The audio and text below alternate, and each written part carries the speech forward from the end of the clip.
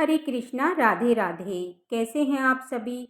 अमावस्या की बहुत बहुत शुभकामनाएं। दोस्तों, अमावस्या के दिन घर पर हम पूजा कैसे करेंगे, इस वीडियो में देखेंगे कि बहुत ही सरल तरीके से पूजा विधि। इस दिन पितरों का तर्पण किया जाता है और बहुत जगह पर इसके लिए पूजन भी रखा जाता है। तो आपकी कुल परंपरा के अनुसार पितरों के लिए कुछ दान तर्पण जरूर कीजिएगा। और इस दिन महादेव यानी देव आदि महादेव और भगवान विष्णु नारायण की पूजा करने से सभी प्रकार की मनोकामनाएं पूर्ण होती हैं। साथ ही में पितृ दोष से मुक्ति मिलती है। तो पितरों के निमित्त तो हमें आज की पूजा जरूर करनी चाहिए। भगवान की पूजा करने से हमारी जो जिंदगी हम जी रहे हैं, इसे में जैसे हमें सुकून चैन मिलता है, वैसे ही पितरों को भी सुकून चैन मिलता है। तो चलिए देख लेते हैं अमावस्या के दिन घर पर पूजा कैसे करते हैं। तो देखिए, बहुत ही सरल तरीके से मैं आज की वीडियो शेयर करने वाली हूँ। तो सबसे पहले देखिए, हम यहाँ पर एक चौकी लगा लेते हैं और एक आसन बिछा लिया है।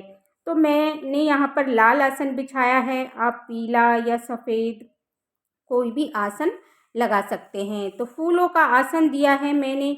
इसके साथ साथ मैं आपको श्री विष्णु भगवान नारायण, माता लक्ष्मी और भगवान शिव जी के परिवार की पूजा करके दिखाती हूँ। तो यहाँ पर मैंने भगवान विष्णु और शिव जी की और माता लक्ष्मी की और भगवान श्री विष्णु माता लक्ष्मी की उनके साथ स्थापना करूँगी। अगर आपके फोटो में गणेश जी बने हुए हैं तो आप गणेश जी की अलग से स्थापना करने की ज़रूरत नहीं पड़ेगी। अगर गणेश जी नहीं बने हैं तो आप गणेश जी की स्थापना भी अवश्य करें। यहाँ पर देखिए, मैं कलश स्थापना करके आपको पूजा करके दिखा रही हूँ। आप चाहे तो कलश स्थापना का इस पार्ट को आप स्किप कर सकते हैं। तो यहाँ पर देखिए, मैंने कलश में शुद्ध जल लिया है और मैंने फूलों का आसन देकर कलश विराजमान कर लिया है। इसमें हम एक हल्दी, गांठ, लौंग, सुपारी और 1 रुपया और थोड़े से फूल और साथ में इलायची और 5 पत्ते मैंने यहाँ अशोका के, आम के लगा लिए हैं। आप कोई भी अनाज आप कलश के ऊपर पात्र में रख सकते हैं, चावल रख सकते हैं, तिल रख सकते हैं। तो अनाज से भरा एक पात्र हम रखेंगे। इसके बाद कलश के ऊपर हम दीपक की स्थापना करेंगे और दीपक को हम प्रज्वलित कर देंगे। तो इस तरह से हम दीप कलश की स्थापना हो जाएगी। और कलश की स्थापना, यहाँ पर जो हम दीप कलश का दिया लिया है, ये हम इतना भरेंगे कि जब तक कि हमारी पूजा समाप्त ना हो जाए।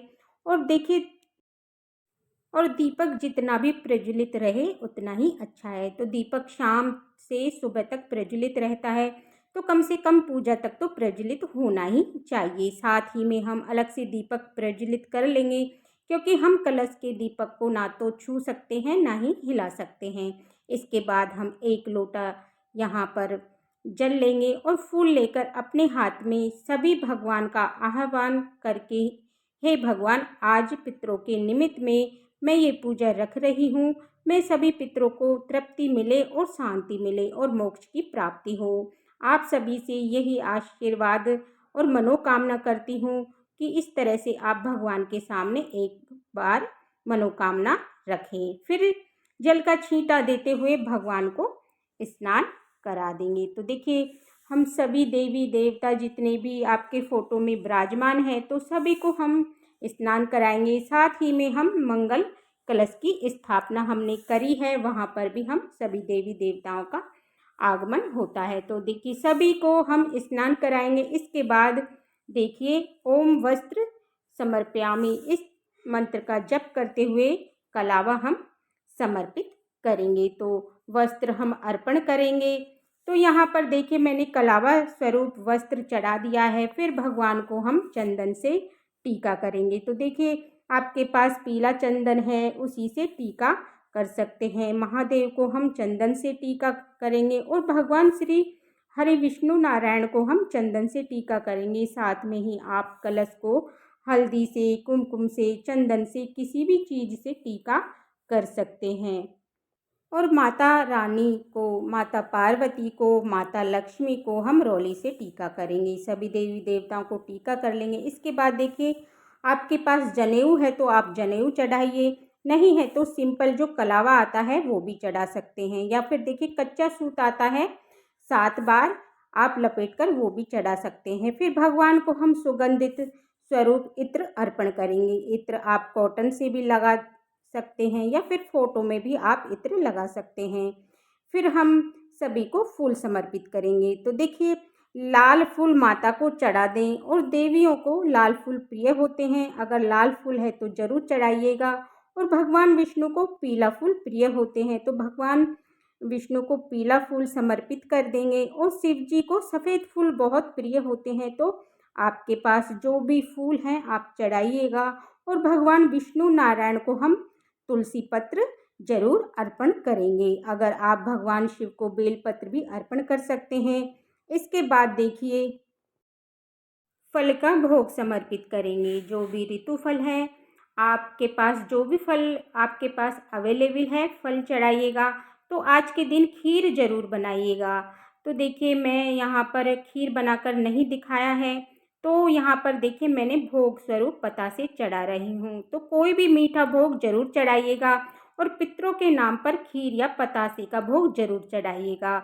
और घर के दक्षिण भाग की तरफ बाहर जरूर रख दीजिएगा, क्योंकि कौवे खा सकते हैं और बहुत ही अच्छा माना जाता है, बहुत ही शुभ माना जाता है इस दिन।